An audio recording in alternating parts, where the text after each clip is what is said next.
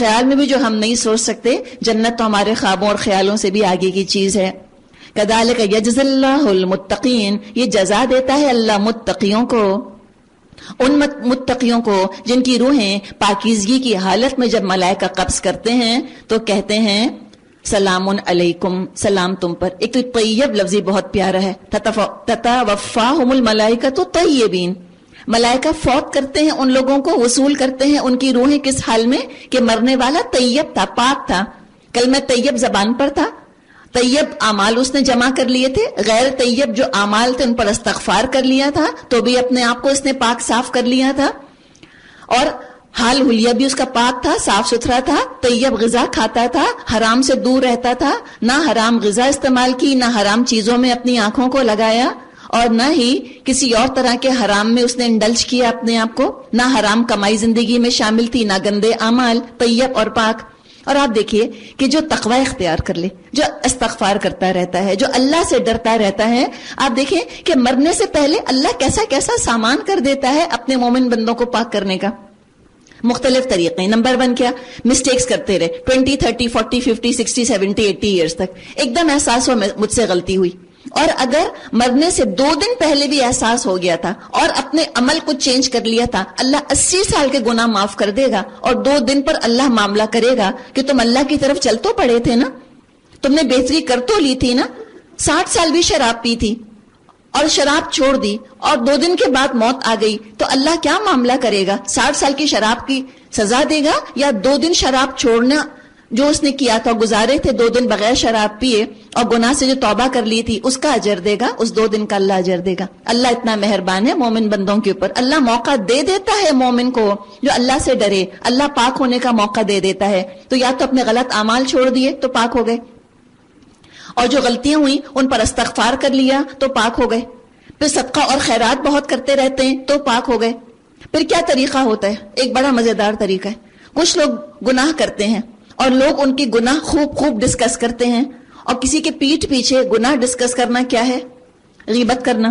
اور جب کوئی کسی کی غیبت کرتا ہے تو جس کی غیبت کی جا رہی ہوتی ہے اس کے گناہ ٹرانسفر ہو جاتے ہیں اس کے اعمال کے اندر جو غیبت کر رہا ہوتا ہے. تو یہ بھی اللہ ایک طریقہ رکھتا ہے.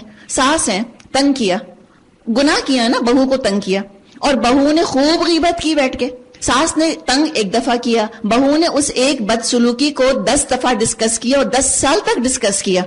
تو اب کیا ہوا؟ ساس کیا ہوئی؟ کروٹ اللہ جنت نصیب کرے گا ان کو.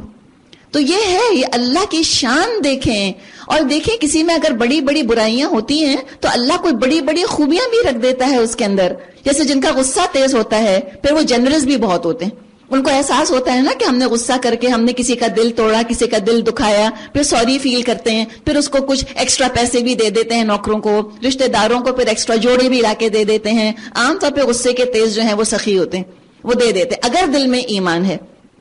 تو یہ اللہ کے طریقے ہیں، اللہ پاک کر دیتا ہے. اور سب سے زیادہ خوش قسمت جو کس طیب کلام سے جڑ جائیں آ کر اور اپنے آپ کو پاک کرتے رہیں، قرآن کے آئینے میں اپنے اعمال دیکھتے رہیں اور اپنی صفائی، اپنا تزکیہ کرتے رہیں.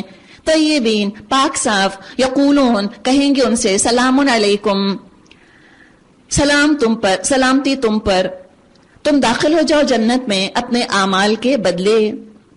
اے محمد صلی اللہ علیہ وسلم، اب جو یہ لوگ انتظار کر رہے ہیں تو اس کے سوا اب اور کیا باقی رہ گیا ہے کہ ملائکہ ہی آ پہنچیں یا تیرے رب کا فیصلہ صادر ہو جائے؟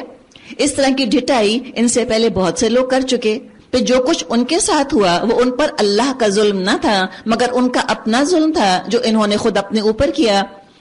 ان کے کرتوتوں کی خرابیاں آخرکار ان کی دامنگیر ہو گئیں اور وہی چیز ان پر مسلط ہو کر رہی جس کا وہ مذاق اڑایا کرتے تھے. اب ایک اور قول آ رہا ہے، سننے میں واقعی انسان کو چکرا دے. لوگ سن کر کہیں ہاں واقعی یہ بات تو ٹھیک کہہ رہے ہیں. کیا کہتے ہیں؟ وَقَالَ الَّذِينَ أَشْرَكُوا، یہ مشرکین کہتے ہیں اگر اللہ چاہتا تو نہ ہم اور نہ ہمارے باپ دادا اس کے سوا کسی اور کی عبادت کرتے اور نہ اس کے حکم کے بغیر کسی چیز کو حرام ٹھہراتے. اب کیا کہہ رہے ہیں؟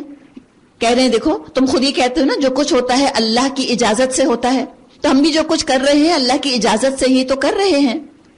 تو ہاں صحیح بات ہے، اللہ کی اجازت ہے، اللہ کی اجازت، اللہ کا اذن کچھ اور ہے اور اللہ کا اپروو کر دینا، اللہ کی اپروول، اللہ کی رضا کچھ اور چیز ہے.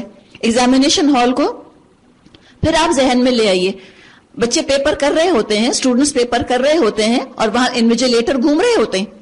ان کی اجازت ہے تو بچے جو چاہ رہے ہیں لکھ رہے ہیں، اور ایگزامینیشن تو ہے ہی ارادے کی اور اختیار کی آزادی کا امتحان. اپنی فری چوائس سے تم کیا لکھنا چاہتے ہو. کوئی بچہ صحیح جواب لکھ رہا ہے، انویجیلیٹر دیکھ رہا ہے. کوئی بچہ جو ہے وہ الٹا سیدھا لکھ رہا ہے، یا غزلیں لکھ رہا ہے، یا پوئمز لکھ رہا ہے، یا سانگز لکھ رہا ہے. انویجیلیٹر کی اجازت ہے، وہ لکھ رہا ہے. اگر انویجیلیٹر آ کر ہاتھ پکڑ لے تو امتحان کیا رہا؟ پھر تو امتحان نہ رہا. لیکن جو کچھ لکھا اس نے، اور جو اس نے الٹے سیدھے گانے لکھ دیے صحیح جواب کے بجائے، تو کیا اس کو اپروول بھی ملے گی ایگزامنر کی؟ نہیں، اپروول کچھ اور چیز ہے. تو دنیا دارالامتحان ہے، اللہ کی اجازت ہے. تم ڈسکو جانا چاہتے ہو ڈسکو جاؤ، گانا سننا چاہتے ہو گانا سنو، قرآن سننا چاہتے ہو قرآن سنو، تم مسجد جانا چاہتے ہو مسجد جاؤ. تو کوئی اللہ تعالیٰ نے یہاں پر رکاوٹ نہیں رکھی ہمارے لیے، کوئی زبردستی نہیں کر سکتا. چوائس ہماری ہے. ہاں، کرنا کیا ہے؟ اپروول والے کام کرنے ہیں، بائی چوائس، اللہ کو راضی کرنے والے کام. جیسے کہ اسٹوڈنٹس کرتے ہیں، جو ایگزامنر چاہ رہا ہوتا ہے بائی چوائس وہ چیزیں لکھتے ہیں جو ایگزامنر نے پوچھی ہوتی ہیں. کیوں؟ کس کا فائدہ؟ ایگزامنر کا فائدہ نہیں، اسٹوڈنٹس کو اپنا فائدہ نظر آ رہا ہوتا ہے. تو جس کو پتا ہے مجھے جنت چاہیے تو وہ تو بائی چوائس اطاعت کرے گا اللہ کی. اور یہ وہ لوگ ہیں جن کو جنت کی طلب ہی نہیں. فرمایا کذالک فعل الذین من قبلہم فہل علی الرسل الا البلاغ المبین. ایسے ہی بہانے ان سے پہلے کے لوگ بھی بناتے رہے ہیں، تو کیا رسولوں پر صاف صاف بات پہنچا دینے کے سوا کوئی اور ذمہ داری بھی ہے؟ ہم نے ہر امت میں ایک رسول بھیج دیا اور اس کے ذریعے سے سب کو خبردار کر دیا کہ اللہ کی بندگی کرو اور طاغوت کی بندگی سے بچو. طاغوت ہر سرکش قوت جو اللہ کا نافرمان بنا کر اپنا فرما بردار بنانا چاہے. یہ کوئی ایک انسان بھی ہو سکتا ہے، کوئی رشتہ دار ہو یہ ہمارا، کوئی انسٹیٹیوٹ بھی ہو سکتا ہے، یہ کوئی نظریہ بھی ہو سکتا ہے، کوئی تھیولوجی بھی ہو سکتی ہے، کچھ بھی ہو سکتی ہے. یہ چیز جو اللہ کی اطاعت سے پھیر دے، اپنے اپنے طاغوت تو خود ہی تلاش کرنے ہیں ہمیں. فَمِنْهُمْ مَنْ هَدَى اللَّهُ، اس کے بعد ان میں سے کسی کو اللہ نے ہدایت بخشی اور کسی پر دلالت مسلط کر دی. پھر ذرا زمین میں چل پھر کر تو دیکھ لو چٹلانے والوں کا کیا انجام ہو چکا ہے. اے محمد صلی اللہ علیہ وسلم، آپ چاہیں ان کی ہدایت کے لیے کتنے بھی حریص کیوں نہ ہو، مگر اللہ جس کو بھٹکا دیتا ہے پھر اسے ہدایت نہیں دیا کرتا، اور اس طرح کے لوگوں کی مدد کوئی نہیں کر سکتا. اور اللہ کس کو بھٹکاتا ہے؟ حدیث میں مضمون آتا ہے جو قرآن کے علاوہ کہیں اور ہدایت تلاش کریں، کسی انسانی نظریے میں، کسی اور جگہ جا کر، کسی اور فلسفی کے اندر، تو پھر وہ ہدایت حاصل نہیں کر سکے گا. یہ لوگ اللہ کے نام سے کڑی کڑی قسمیں کھا کر کہتے ہیں اللہ کسی مرنے والے کو پھر سے زندہ کر کے نہ اٹھائے گا. کڑی کڑی قسموں کو آج آپ کیا سمجھیں گی؟ کہ بڑے بڑے دلائل سائنس سے نکالتے ہیں کہ ہماری ریسرچ نے ہم کو یہ بتا دیا ہے. جواب کیا دیا گیا؟ بلا، کیوں نہیں، وعدن علیہ حقا، وہ تو ایک وعدہ ہے جس کا پورا ہونا اس نے اپنے اوپر واجب کر لیا ہے، لیکن اکثر لوگ جانتے نہیں. اور ایسا ہونا اس لیے ضروری ہے کہ اللہ ان کے سامنے اس حقیقت کو کھول دے جس کے بارے میں اختلاف کر رہے ہیں، اور منکرین حق کو معلوم ہو جائے کہ وہ جھوٹے تھے. رہا اس کا امکان تو ہم کسی چیز کو وجود میں لانے کے لیے اس سے زیادہ ہمیں کچھ نہیں کرنا ہوتا کہ ہم اس کو حکم دیں کن ہو جا فیکون، بس وہ ہو جاتی ہے. والذین ہاجروا فی اللہ، اور جن لوگوں نے ہجرت کی اللہ کے راستے میں، کب؟ من بعد ما ظلموا، اس کے بعد کہ ان پر ظلم کیا گیا. تو کیا اللہ تعالیٰ کا وعدہ ہے لَنُبَوِّئَنَّهُمْ فِي الدُّنْيَا حَسَنَةً، ہم اس دنیا میں ان کو بہت اچھا ٹھکانہ دیں گے. وَالْأَجْرُ الْآخِرَةِ أَكْبَرُ، اور آخرت کا اجر تو بہت بڑا ہے. لَوْ كَانُوا يَعْلَمُونَ، کاش کہ وہ جان لیں. کون ہیں وہ لوگ؟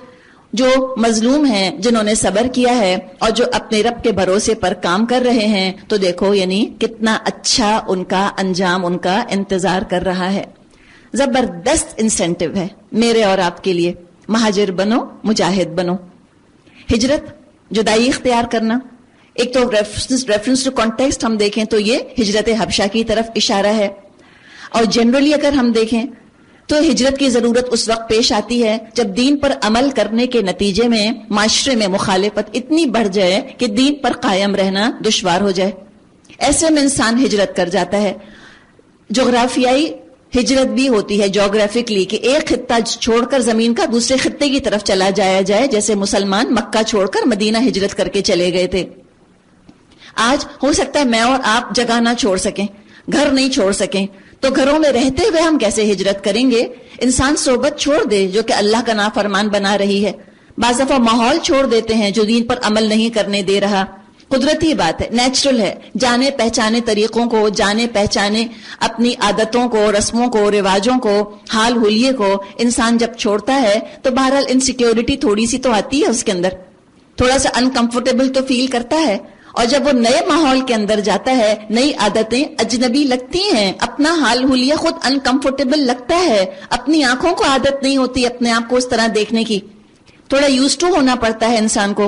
اور دیکھیے آپ اگر چھوٹا گھر چھوڑ کے بڑے گھر میں کمتر چیز چھوڑ کے اعلیٰ ترین چیز کی طرف جائیں گی تو بھی تھوڑا سا ایڈجسٹمنٹ پیریڈ تو ہوتا ہے. اپنا کمفرٹ زون چھوڑا ہے، چاہے وہ اتنا اچھا نہیں تھا، جہاں اب گئی ہیں وہ زیادہ اچھا ہے، پہلے اپارٹمنٹ میں تھی اب بہت بڑے گھر میں چلی گئی، تھوڑا ٹائم لگے گا آپ کو ایڈجسٹ ہونے میں. تو اسی طرح انسان جب ہجرت کرتا ہے گناہوں سے نیکیوں کی طرف، تب بھی تھوڑا ٹائم اس کو لگتا ہے. یہ انسٹنٹ گریٹیفیکیشن نہیں آتی ہے. یہاں پر ہم شاید یہ سمجھتے ہیں کہ ہم گناہ چھوڑ کے نیکیوں میں آ رہے ہیں تو فوراً جو ہے ہمیں خوشیاں مل جائیں گی، ہمیں اطمینان نصیب ہو جائے گا. نہیں، تھوڑا صبر کرنا ہوتا ہے.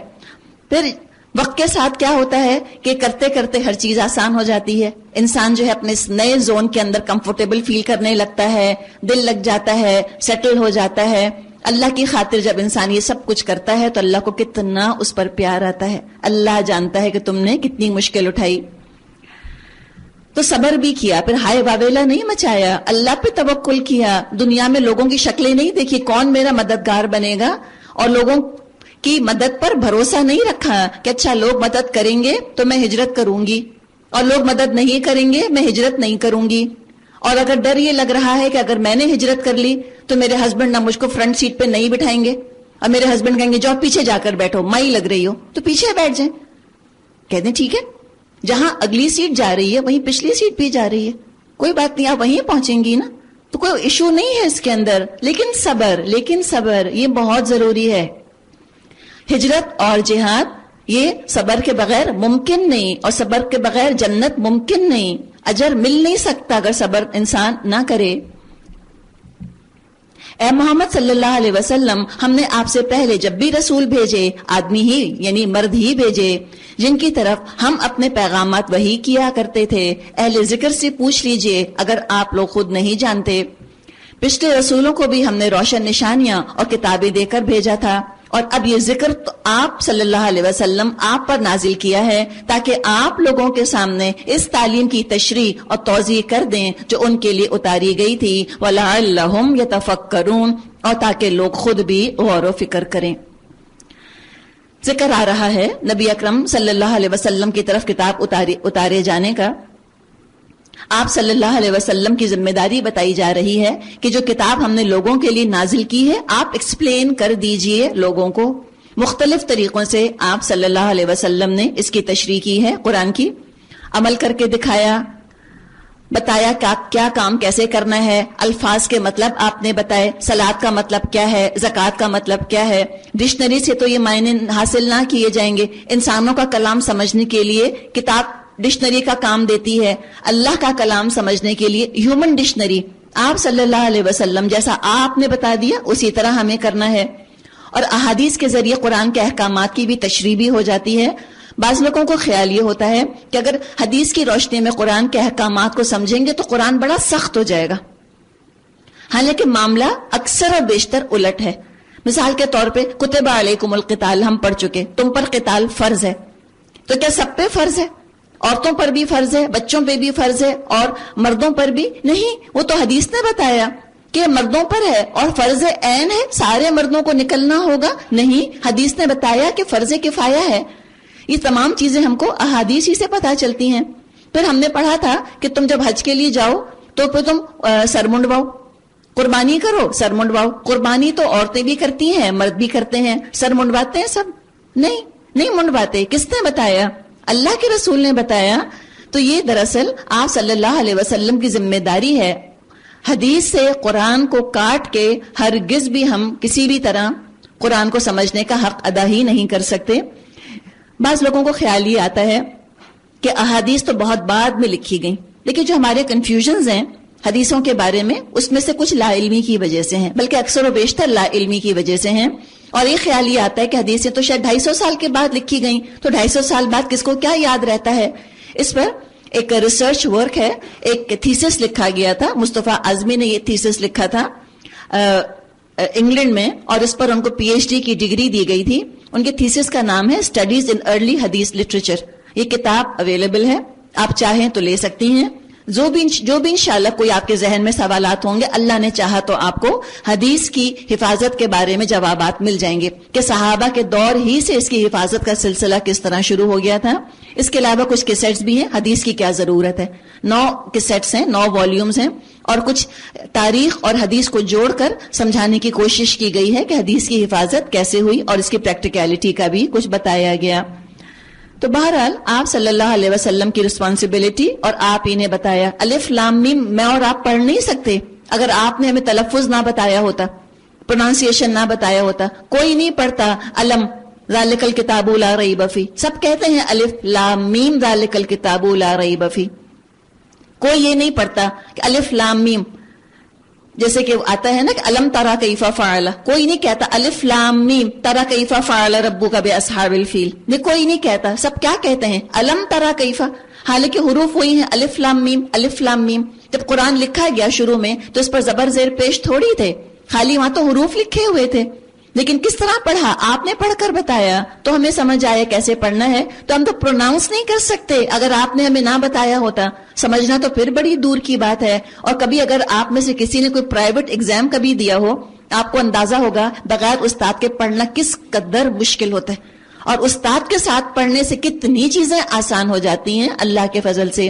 تو استاد کی قدر کرنی ہے، آپ صلی اللہ علیہ وسلم کی ہمیں قدر کرنی ہے. بڑی سخت ناشکری ہے کہ آپ صلی اللہ علیہ وسلم کو اپنا استاد نہ بنایا جائے اور خود اپنی عقل کو استاد بنا کے سمجھیں گے تو کتنی ٹھوکریں کھائیں گے. ہر ایک کی مرضی اپنی ہوتی ہے، ہر ایک کے ساتھ نفس لگا ہے، تو یہاں تو سبھی اپنا اپنا مطلب نکال لیں گے تو بڑی مشکل ہو جائے گی پھر تو لہٰذا یونٹی بھی اسی میں رہے گی جب ہم رسول کو ہم مرکز اطاعت بنائیں اور اس قرآن کے سمجھنے کے لیے ان کی اطاعت کو ضروری سمجھیں. 40 مقامات پر قرآن میں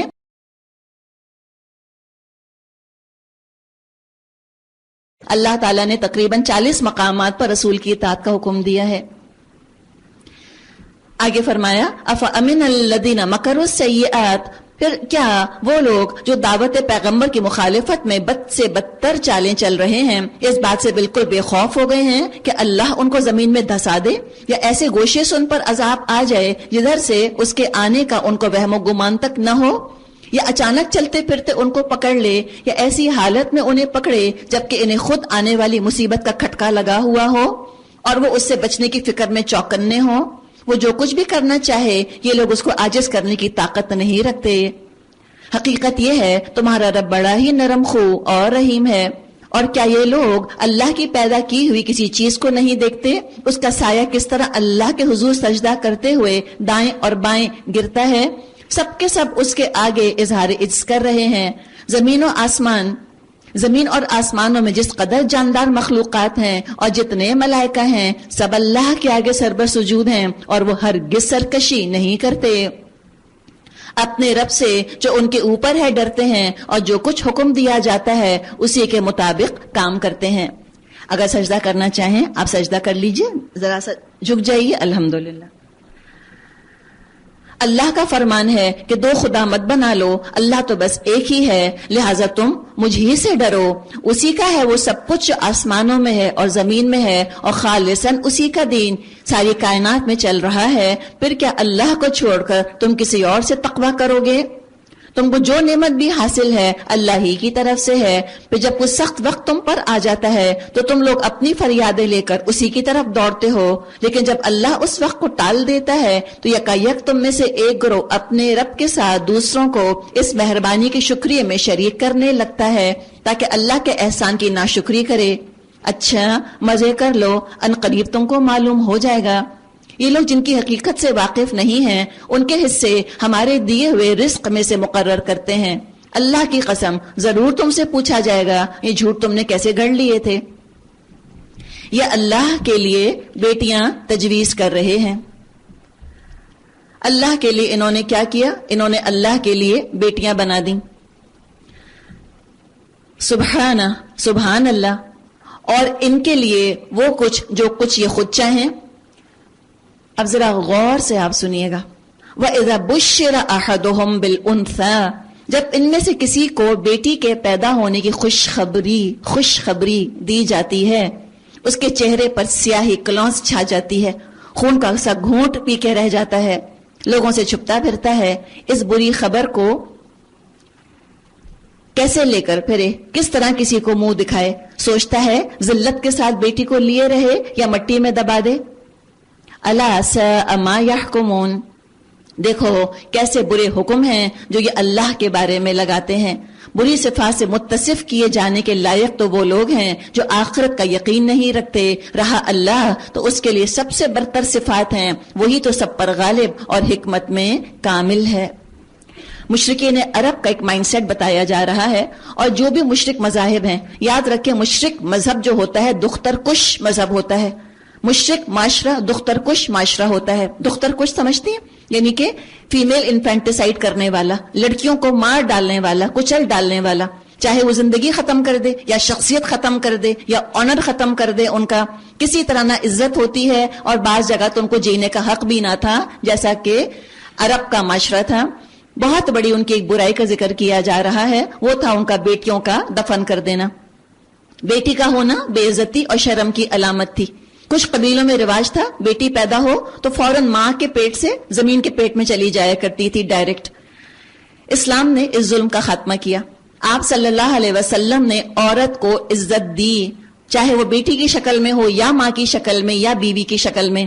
آپ نے فرمایا جس نے 2 بیٹیاں پالیں اور ان سے اچھا سلوک کیا وہ جنت میں داخل ہوگا۔ بیوی کی حیثیت سے عزت کروائی، خیر المتاع کہا آپ نے بیوی کو۔ ماں کے پیروں تلے جنت کا بتا دیا گیا کہ ماں کے پیروں تلے جنت ہے۔ بیویوں کے ساتھ کہا گیا عاشروہن بالمعروف، اچھا سلوک کرو ان کے ساتھ۔ اور بیٹی کی بھی بڑی قدر کی گئی۔ فاطمہ رضی اللہ عنہا تشریف لاتی تھیں، آپ کھڑے ہو جاتے تھے اور آپ اپنی جگہ بٹھاتے تھے ان کو، اتنی آپ ان کی عزت کرتے تھے، اتنا پیار کرتے تھے آپ فاطمہ سے، اپنے جگر کا ٹکڑا کہا کرتے تھے کہ فاطمہ مجھ سے ہے اور میں اس سے ہوں، اتنا آپ نے ان سے پیار کیا۔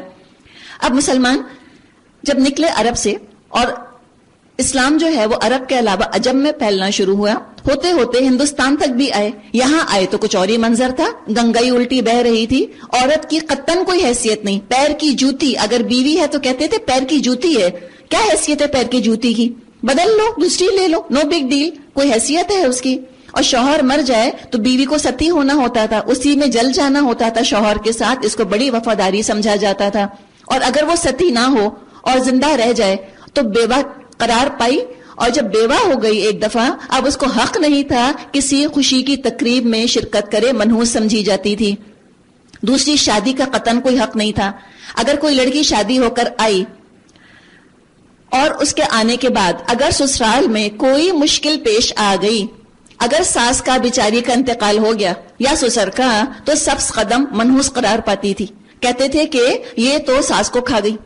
اور اگر شادی کے بعد لڑکے کی ساس کا یا لڑکی کی ماں کا انتقال ہو جائے تو لڑکا نہیں کھاتا تھا، اس نے حاجب اللہ نہیں کھائی، اس کا ہضم اچھا نہیں، وہ نہیں ہضم کر سکتا اپنی ساس کو۔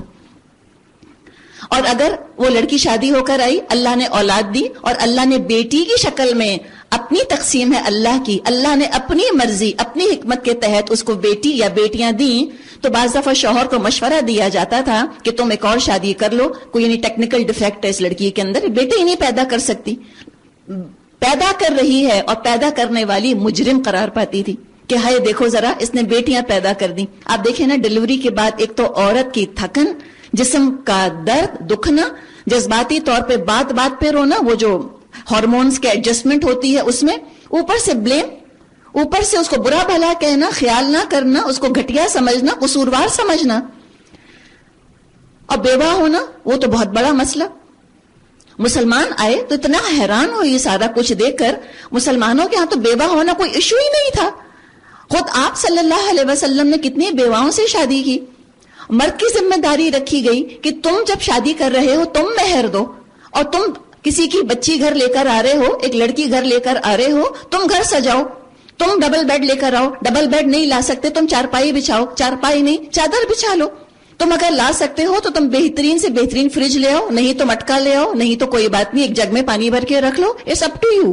جو تمہارا لیونگ سٹینڈرڈ ہے اس کے حساب سے تم پرووائڈ کرو. آنے والی کی عزت کرو. مہر دو, مہر یعنی کہ مہربانی کا اظہار کرو, کوئی ٹوکن منی گفٹ کے طور پہ دو تاکہ وہ خوش خوش تمہارے پاس آ کر رہے. اور سارا ساز و سامان تو شوہر ہی کو پرووائڈ کرنا تھا. اتنی محترم عورت, اتنی باعزت کہ اگر کوئی اس پر زنا کا غلط الزام لگائے تو 80 کروڑوں کی سزا ہے کہ تم نے عورت کی عزت سے تم نے یہ تماشا کیا. تو یہ بتائیے کہ جو ہندوؤں کے ہاں کانسیپٹ تھا وہ جس میں کہ لڑکی چونکہ گھٹیا تھی, اب کیا کریں, لڑکا ہے, لڑکے والوں نے رشتہ بھیجا, اب لڑکی والے سوچتے تھے کہ اف ان کا بیٹا اتنا اعلیٰ, اتنا عرفہ, اور ہماری بیٹی اتنی گھٹیا, اتنی بیکار, یہ اپنی ہماری بیٹی کو اپنی بہو بنا کر لے جانا چاہ رہے ہیں. ترازو ہے, لڑکا جو ہے بہت بھاری ہے, لڑکی بہت ہلکی بیچاری, ترازو اٹھتا ہی نہیں. تو کہتے تھے ہم تم کو یہ بھی دیں گے, وہ بھی دیں گے, فرنیچر بھی دیں گے, کپڑے بھی دیں گے, زیور, اور ہم تو تمہارا پورا گھر جو ہے ہم فرنش کر کے دیں گے, ہم تمہارے رشتہ داروں کو جوڑے بھی بانٹیں گے, تم اس حقیر فقیر چیز کو لے تو جاؤ, بلا تو ٹالو ہمارے سر سے. یہ تھا کانسیپٹ جہیز کا. اسلام میں کوئی کانسیپٹ ہی نہیں تھا جہیز کا, وہ تو مہر دینے کا تھا. تم مہر دو. آپ نے الحمدللہ تقریباً نصف قرآن پڑھ لیا. آپ نے کہیں پڑھا کہ اے لڑکیوں کے باپ, اے لڑکیوں کے بھائی, اپنی بہنوں کو, اپنی بیٹیوں کو تم خوب دے کر بھیجنا. کہا کیا کہا مردوں سے؟ خوب لینا. یہ کہا دے دو, دے دو, یہ کہا ہے مردوں سے. اب بتائیں ہمارے لیے کون سا نمونہ فیملیئر ہے؟ اسلام والا تو نہیں ہے. کبھی آپ جائیں نیٹ وغیرہ پر اور آپ برائڈ برننگ کے اوپر جائیں یا ڈاوری ڈیتھس پہ جا کے آپ دیکھیے, آپ کو پتا چلے گا کہ اس جہیز نے کس قدر لڑکیوں کو رلوایا ہے. ہم نے سمجھا تھا, اپنی عقل استعمال کی نا, ہم نے اسلام کی شریعت کو الٹ دیا. ہم نے سوچا ہم زیادہ اچھا سوچ سکتے ہیں, مہر کی کیا ضرورت ہے, مہر کوئی دیتا ہے, مہر تو کوئی لگتا ہے دینے کی چیز ہی نہ رہی. ہم نے اپنی طرف سے بالکل معاملہ الٹ کر دیا. مہر تو لڑکے دیتے ہی نہیں, نہ وہ اپنے گھر کو خود فرنش کرتے ہیں, نہ اپنی ذمہ داری سمجھتے ہیں کہ ہم لڑکی لے کر آ رہے ہیں, بیوی لا رہے ہیں. دینے والا تو بیٹی دے رہا ہے نا. مائیں مہینوں روتی ہیں بیٹیوں کو رخصت کرنے کے بعد, اور جو لے کر آ رہے ہوتے ہیں کتنا خوشی خوشی وہ بہو لے کر گھر آ رہے ہوتے ہیں. ان کی خوشیاں تو آپ دیکھیں کس قدر گھر میں رونق ہوتی ہے. اور جس نے بیٹی دے دی اس نے سب کچھ دے دیا, دل کا ٹکڑا ہے نا. اور بیٹیاں کتنی پیاری ہوتی ہیں, اس قدر ماں باپ کی غمخوار ہوتی ہیں. واقعی بیٹی بھی بہت پیارے ہوتے ہیں, کوئی شک نہیں اس کے اندر. بیٹی کے لیے خاص نرمی ہوتی ہے انسان کے دل کے اندر, اس قدر کلوز ہوتی ہیں ماؤں سے. ایسی ماؤں کا سہارا بنتی ہیں. ماؤں کی شکل دیکھ کر پہچان جاتی ہیں کہ اچھا امی کے ساتھ یہ ہو رہا ہے. لڑکوں کو تو بعض دفعہ کچھ نظر ہی نہیں آتا. لڑکیاں اتنی حساس ہوتی ہیں, ایسی ماں کی ساتھی بنتی ہیں. باپ کی بھی اتنی ہمدرد ہوتی ہیں. تو وہ تم کو اپنی بیٹی دے رہے ہیں, اب تم ان سے یہ بھی کہو گے کہ اپنی بیٹی کے لیے بستر بھی دو. اب تم یہ کہو گے ان سے اپنی بیٹی کے لیے فریج بھی دو. وہ لڑکا ہے, اللہ نے قوت بازو دی ہے. دوسری طرف دیکھیں لڑکی والے بھی مطمئن ہو جائیں جو لڑکا پرووائڈ کر رہے ہیں. آج کل بعض دفعہ بیلنس جو ہے دوسری طرف ٹپ ہوتا ہوا نظر آ رہا ہے کہ لڑکی والوں پر سے تو بوجھ ہٹا دیا اسلام نے. بعض دفعہ لڑکی والے لڑکے والوں پر بوجھ ڈالتے ہیں, فلاں جگہ سے ڈیزائنر بیٹ خریدیے گا, فلاں جگہ سے جوڑا اتنے کا بنوائیے گا. ان کو بھی حق نہیں ڈکٹیٹ کرنے کا. جو لڑکا افورڈ کر سکتا ہے, لڑکے کو دیکھ لیں, اس کی تنخواہ دیکھ لیں, اتنا کر سکتا ہے. اگر آپ کو منظور ہے اپنی بیٹی دیجئے, اگر نہیں منظور تو آپ کو ملینئر بلینئر ڈھونڈ لیجئے, نو پرابلم. لیکن ڈکٹیٹ مت کیجئے کہ آپ نے ہمیں تو منع کر دیا, اب ہم آپ کو ڈکٹیٹ کریں گے کہ آپ یہ لے کر آئیے ہماری بیٹی کے لیے. اس کا بھی فساد مچتا ہے دنیا کے اندر. اب جب سب کچھ الحمدللہ اسلام نے ہمیں بتا دیا اور ہم نے اس کو بدل دیا, ٹیڑھا کر دیا. ہم نے بجائے لڑکوں سے کہنے کے کہ تم مہر دو, لڑکیوں سے کہا کہ تم جہیز لے کر آؤ, اور سمجھا شاید یہ جہیز ہماری لڑکیوں کو پروٹیکٹ کرے گا, ان کی عزت میں اضافہ کرے گا. ہماری لڑکیاں تو الٹی ہاسٹیج بن گئی ہیں جہیز میں. جہیز کے ہاتھوں ہاسٹیج ہیں. جہیز پر تانے ہیں, جہیز پر موت ہے, ڈیتھ ہے لٹرلی. لڑکیوں کو جلا دیا جاتا ہے کہ وہ لڑکے والوں کی مرضی کا جہیز لے کر نہیں آئیں. ویمنز لب کا یہ بڑا میدان ہے. بہت بڑا میدان. آپ ریلیجن کو ایک طرف رکھ دیں, it's a huge social issue, burning social issue ہے آج کے دور کا. اسلام کو نہ بھی سامنے رکھیں تب بھی ہم خواتین کو چاہیے کہ ہم اس پر بات کریں. اور جو جہیز دے سکتے ہیں پلیز نہ دیں, مت دیں جہیز, اس لیے کہ جو دے سکتے ہیں وہ دے دیتے ہیں اور جو نہیں دے سکتے وہ قرضے لیتے ہیں. جو ڈھیر جہیز لے جاتی ہیں وہ لے جاتی ہیں, جو نہیں لے جانے پاتی ان کو تانے ملتے ہیں. تو یہ ہمیں سوچنے کی ضرورت ہے کہ جہاں اتنی لڑکیاں جو جلائی جا رہی ہیں, کہیں میرا حصہ تو اس میں نہیں ہے, کہیں میں نے تو اپنی بیٹی کو ڈھیر نہیں دیا تھا. نہ لڑکیاں مانگیں, لڑکیاں سمجھ جائیں کہ ان کی انسلٹ ہے, it's an insult to them کہ ان کو جہیز دے کر بھیجا جائے. کیا اپنی ذات سے ویلیوبل نہیں ہے لڑکیاں؟ حیرت ہوتی ہے مجھے بعض دفعہ, لڑکیاں خود کہتی ہیں کہ مجھے یہ بھی دیجیے, اپنے ابا سے کہتے ہیں یہ بھی دیں, یہ بھی دیں, یہ بھی دیں مجھ کو. باپ کی کمائی کتنی پیاری ہوتی ہے بیٹیوں کو نا, بالکل اچھا نہیں لگتا کہ باپ پر ایک پیسے کا ایکسٹرا بوجھ پڑے یا باپ ہماری وجہ سے پریشان ہو. اور وہ کیا لڑکا ہے جو اس طرح اپنی بیوی کے باپ کی کمائی اپنے گھر لے کر آ رہا ہے. کہاں گئی غیرت ہمارے ہاں مردوں کی؟ ان کو شرم کیسے نہیں آتی, ان کو غیرت کیسے نہیں آتی کہ ہم اس طرح سے کسی کی کمائی اپنے گھر لے کر آ رہے ہیں. اللہ نے قوت بازو دی ہے مرد کو, خود کماتا ہے الحمدللہ, تو بیوی خرچ کرتی ہے اور اتنا اچھا لگتا ہے شوہر کی کمائی خرچ کرنا اور شوہر کی چیز استعمال کرنا الحمدللہ. تو یہ چیزیں ہیں جن کے بارے میں ہمیں غور کرنا ہے. اور بہرحال جو رسومات ہمارے ہاں ہیں, آپ دیکھیں رسم چاہے کتنی بھی نامعقول, کتنی بھی ظالمانہ کیوں نہ ہو, چونکہ رسم ہوتی ہے قبول کر لی جاتی ہے. یہاں تک کہ لڑکیوں کو دفنانا, یہاں تک کہ لڑکیوں کو جہیز دینا, چونکہ رسم ہے, ایکسیپٹیبل ہے, ایکسیپٹیبل ہے, بلکہ ایکسپیکٹ کیا جاتا ہے کہ جہیز دیا جائے گا. ایک ہے نا چیز کو ایکسیپٹ کرنا, پھر ایکسپیکٹ بھی کرنا اس کو. اتنا کچھ ہمیں انشاءاللہ جہاد کرنا ہے اپنے معاشرے کے اندر, اور ہمیں تو اس چیز کو ہمیں بدلنا ہے. ہم خواتین ہیں جو یہ کرتی ہیں. اور اگر آپ لڑکے والی ہیں تو یہ مت کہیے گا کہ دینا ہے تو دے دیں, ہم نہیں مانگ رہے, جو دیں گے بیٹی کو ہی دیں گے. آپ دو ٹوک بات کیجئے کہ ہم کو جہیز نہیں چاہیے, ہمارے گھر میں جگہ ہی نہیں ہے, فرسٹ آف آل بات ختم. ہم اپنا فرنیچر نہیں بیچیں گے. آپ کی بیٹی کل چلی گئی امریکہ, اب پیچھے سے ساس اس کے بستر سنبھالے گی بیٹھ کر, یہی کام رہ گیا کرنے کے لیے کیا؟ آپ منع کر دیں کہ ہم بالکل جہیز نہیں لیں گے, یو مین اٹ, بتا دیجیے گا. اور آپ لڑکی والی ہیں, کہہ دیجیے ہم جہیز نہیں دیں گے, اینڈ یو مین اٹ. کہتے ہیں ہاں ابھی کہہ رہے ہیں نا, دیتے تو سبھی ہیں, اور ہم کہتے ہیں جہیز نہیں دیں گے, شادیاں نہیں ہوں گی. جہیز قسمت نہیں بناتا, اللہ قسمت بناتا ہے. بڑی بڑی کروڑوں جہیز لے کر گئی ہوئی لڑکیاں قسمتوں کو روتی ہیں, اور جو کچھ لے کر نہیں گئیں, کچھ لے کر نہیں گئیں, وہ زندگی بھر عیش کیے. میری اپنی امی اس کے اندر شامل ہیں, کچھ نہیں دے سکتے تھے, جو حالات ہیں. میرے ماموں, میرے نانا کا بھی انتقال ہو گیا, لیکن جو قسمت میں تھا اللہ نے دیا الحمدللہ. تو قسمت ہے, قسمت کی دعا کیجئے. جہیز کے بجائے تربیت دیجئے اپنی بیٹیوں کو. جہیز سے کیا ہوتا ہے؟ جہیز سے خوشیاں نہیں ہوتی. اور طلاقیں جو ہو رہی ہیں وہ جہیز دینے یا نہ دینے کی وجہ سے نہیں ہو رہی. طلاقیں اس لیے ہو رہی ہیں کہ ماؤں نے بیٹیوں کو تربیت نہیں دی, گھر چلانے کے طریقے نہیں سکھائے. اس وجہ سے پرابلم ہے. برداشت نہیں ہے, صبر نہیں ہے لڑکیوں میں, فل آف دیم سیلوز, اتنی سیلفش, اتنی سیلف سینٹرڈ, اس قدر اپنے ہی گر سب کو گھمانا چاہتی ہیں. یہ ایشوز ہیں سارے, یہ پرابلمز ہمارے معاشرے میں ہیں. جہیز گھر نہیں چلاتا, لڑکیاں گھر چلاتی ہیں. سامان گھر نہیں چلاتا, یہ تو رویے گھر چلاتے ہیں. جو خدمت کرنا جانتی ہیں وہ دل جیتتی ہیں, جہیز دل نہیں جیتا. پرانیوں کے جوڑے کس کو اچھے لگتے ہیں؟ سب سے فالتو ہوتے ہیں. لوگ کہتے ہیں لو ہم تو اپنی مائیوں کو بھی اس سے اچھے جوڑے دیتے ہیں. تو پراونیوں کے جوڑے شادی کے موقع پہ رسم کے طور پہ کیوں؟ زندگی بھر تحفے تحائف کا تبادلہ ہوتا رہتا ہے.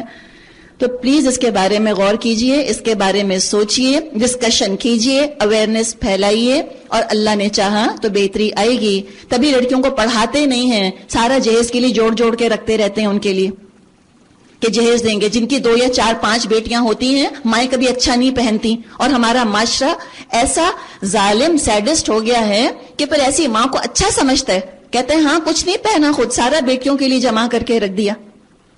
تبھی تو یہ ہوتا ہے کہ تیسری سے چوتھی یا دوسری سے تیسری بیٹی ہوئی, کہتے ہیں لو پھر بیٹی ہو گئی, چلو کوئی بات نہیں. نعوذ باللہ, لگتا ہے کوئی کلیمٹی ہے جیسے کہ آ گئی ہے. یہ اچھی چیز نہیں ہے, اچھی چیز نہیں ہے. یہ ہم نے خود اپنے پیروں پہ کلہاڑی ماری, ہم نے خود اپنی لڑکیوں کو گھٹیا کرے. تو نہ لڑکی کی ماں نہ لڑکے کی ماں, نہ لڑکی خود نہ لڑکا خود جہیز کی بات کرے. جہیز نہیں ہونا چاہیے. اللہ فرماتا ہے وَلَوْ يُؤَاخِذُ اللَّهُ النَّاسَ بِظُلْمِهِمْ اگر کہیں اللہ ان لوگوں کو ان کی ذاتی پر فوراً پکڑ لیتا تو روئی زمین پر کوئی متنفس نہ رہتا، کسی متنفس کو نہ چھوڑتا. واقعی اتنا ظلم ہے لڑکیوں کے اوپر، اتنی مظلوم ہے لڑکیاں کچھ علاقے کے اندر کہ واقعی اگر اللہ نے قیامت کے دن فیصلے کا دن نہ رکھا ہوتا تو پتہ نہیں دنیا میں کیا ہوتا ان مظالم کی وجہ سے. تو ایک متنفس کو نہ چھوڑتا، لیکن وہ سب کو ایک مقررہ وقت تک مہلت دیتا ہے. پھر جب وہ وقت آ جاتا ہے اس میں سے ایک گھڑی بھر بھی کوئی آگے پیچھے نہیں ہو سکتا. تو اس سے کوئی ایک گھڑی بھر بھی آگے پیچھے نہیں ہو سکتا. آج یہ لوگ وہ چیزیں اللہ کے لیے تجویز کر رہے ہیں جو خود اپنے لیے ان کو ناپسند ہیں، اور جھوٹ کہتی ہیں ان کی زبانیں ان کے لیے بھلا ہی بھلا ہے، ان کے لیے تو ایک ہی چیز ہے. دیکھیں جو چیز ہوتی ہے نا اس پر ٹائٹل لگا دیتے ہیں کہ فائدہ بہت ہے. کسی نے عجیب و غریب بات کری، منع کیا